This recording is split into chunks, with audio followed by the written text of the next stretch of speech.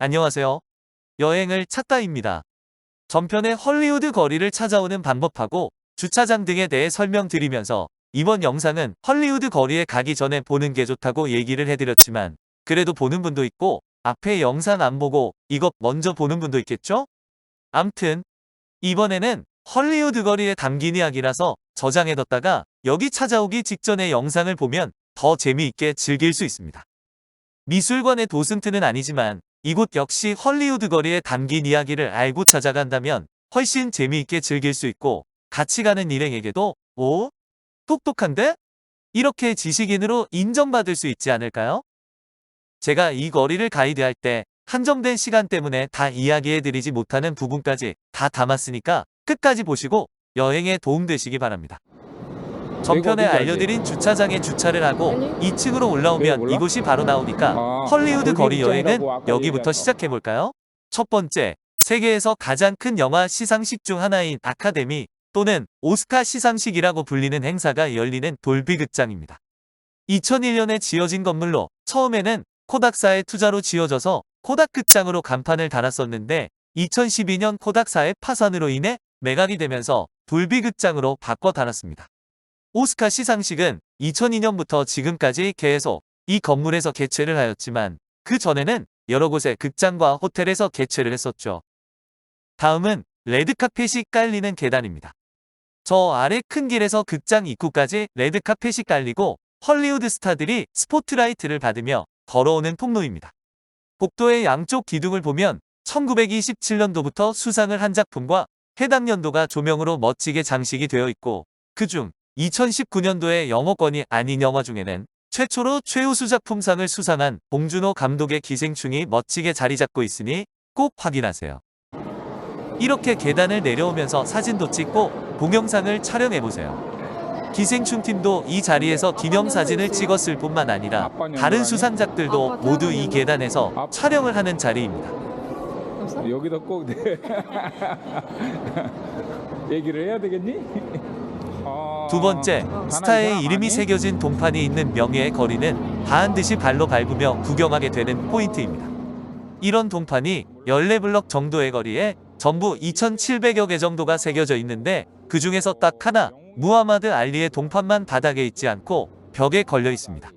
이유는 무하마드 알리가 자신의 이름과 같은 선지자인 무하마드의 이름을 존경하지 않는 사람들이 밟는 것을 원하지 않아서 알리의 요청에 의해 벽에 걸었다고 합니다. 이외에 다른 별들은 돌비 극장에서 큰 길로 나오면 이렇게 양쪽 인도의 14블럭에 새겨져 있는 것이죠. 여기에서 한 가지 알아야 할 점은 2,700여 개의 별은 전부 5가지 분야의 사람들 이름이 있다는 것입니다. 영화, 텔레비전, 음악산업, 라디오 분야, 영등 이렇게 5가지인데 그 중에 마이크 모양은 가수가 아니고 라디오 산업 분야니까 헷갈리지 마세요. 그리고 잠시만 더 집중해주세요. 제가 가이드를 하며 명예거리에 왔을 때 한국 핏줄의 헐리우드 배우 필립 안씨에 대해 꼭 설명해드리고 있습니다. 한국 이름 안필립 씨는 도산 안창호 선생의 아들이며 미국에서 1905년에 태어나서 헐리우드에서 영화배우로 활동하며 50여 년간 200여 편의 영화에 출연한功노를 인정받아 명예의 거리에 이름을 올리게 되었습니다. 하지만 안타깝게도 그 당시 한국의 위상이 지금과 달리 높지 않아서 주로 일본이나 중국인의 배역으로 활동하였고 평생의 꿈인 한국인 주연 역할을 한 번도 하지 못하고 1978년 타계하였습니다. 그뿐 아니라 도산 안창호 선생께서 지어주신 안필립이라는 이름은 한자음이 있는 우리말 이름이라는 것을 아시나요?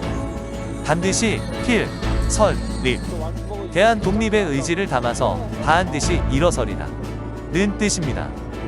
그리고 이런 안창호 선생의 뜻을 본받아 자신의 아들 이름을 똑같이 안필립으로 지은 분이 있다는 걸 아시나요? 바로 대한민국의 대표 배우 안성기 씨입니다. 모든 국민이 사랑하는 안성기 씨가 요즘 혈액암으로 투병 중이라서 건강이 회복되길 바라는 마음으로 제가 가이드하는 손님들께 꼭 얘기를 해드리고 있기도 합니다. 그리고 구독과 좋아요, 알림도 부탁드리겠습니다.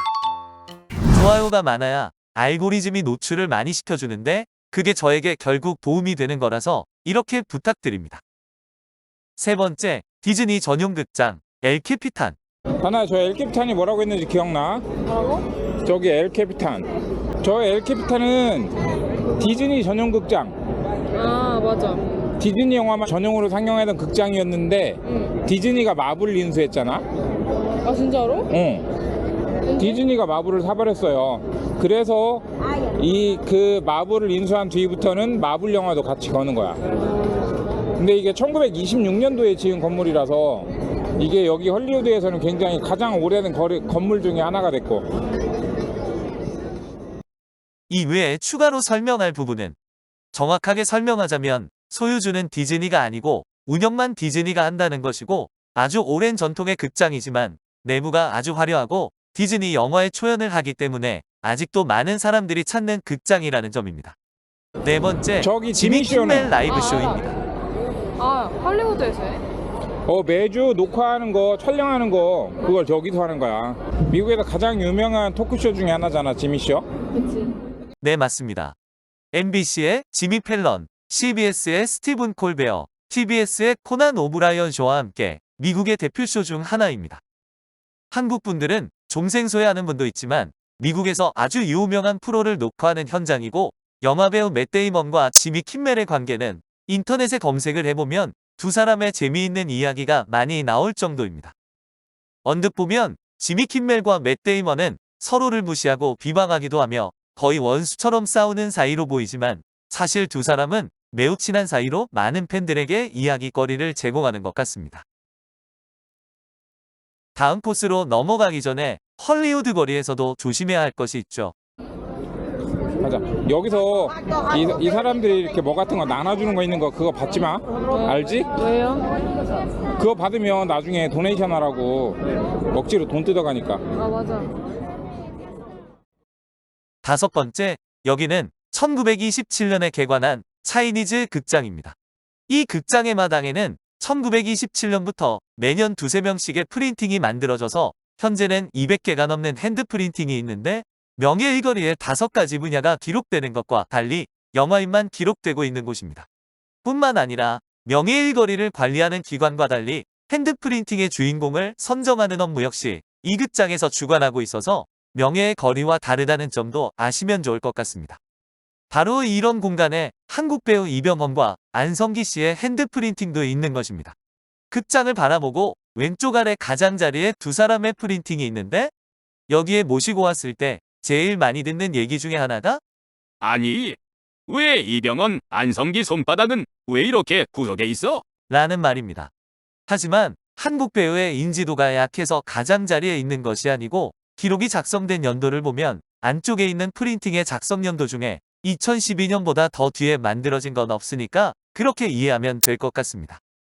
그리고 반대편으로 가면 헐리우드 최고의 흥행작 중 하나인 어벤져스 멤버의 핸드 프린팅이 한 군데 모여 멋지게 자리 잡고 있는데 그 중에 아이언맨 역의 로버트 다우니 주니어는 개인의 핸드 프린팅을 따로 찍어서 이 좁은 공간에 손바닥을 2번이나 찍은 특별한 기록을 가지고 있기도 합니다. 라라랜드의 남녀 주인공과 로다주의 손바닥은 해태산 근처에 같은 곳에 있으니 잘 찾아보시기 바랍니다. 아, 저 해태상은 1927년 개관 당시 중국에서 직접 가져온 것입니다. 이 외에 많이 하는 질문이 핸드 프린팅에 위에 써있는 투시드가 무슨 뜻이냐라는 것인데요. 이 극장을 설립한 사람이 일명 극장왕이라고 불리는 시드 그라우먼이라서 이 사람을 기억하는 영화인들이 투시드라고 적은 것입니다.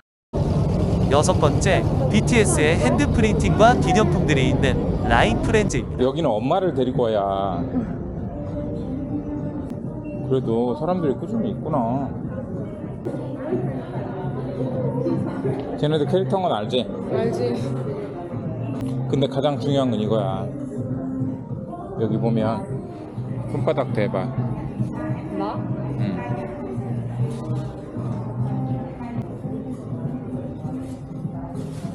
지민이 손이 되게 여자애 같다. 되게 푹 담궜네.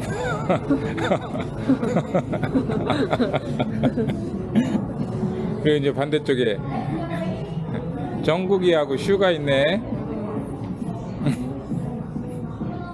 얼마야 근데? 가격이 안 써 있어? 아, 여기 있구나.